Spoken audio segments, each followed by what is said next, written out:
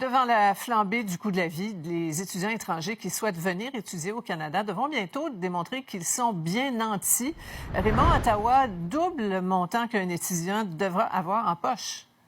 Exact. Montant qui n'a pas augmenté, qui n'a pas bougé depuis le début des années 2000. Il est de 10 000 $. C'est le montant que tout étudiant doit avoir dans son compte de banque pour obtenir un visa d'études au Canada. Et là, vous voyez qu'à compter du 1er janvier prochain, il va passer ce montant à 20 635, donc il va presque plus que doubler.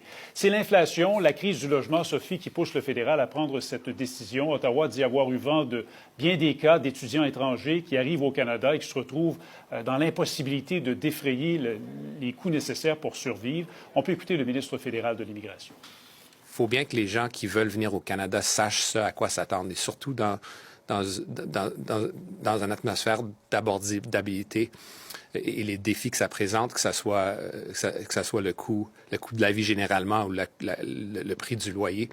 C'est clair que les gens qui postulent au Canada doivent savoir ce à quoi s'attendre et doivent démontrer les capacités financières de pouvoir s'établir ici. Québec a déjà réagi?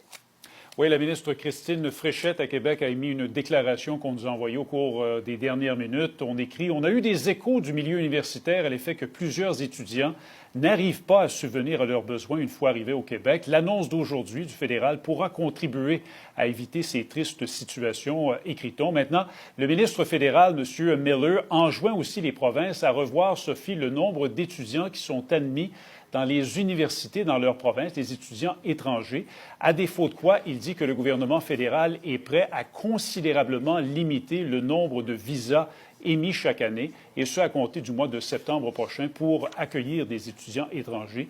M. Miller dit que le fédéral veut notamment s'assurer qu'il y a assez de logements pour accueillir chaque étudiant étranger au Canada. Merci beaucoup, Raymond. Il n'y a pas de quoi.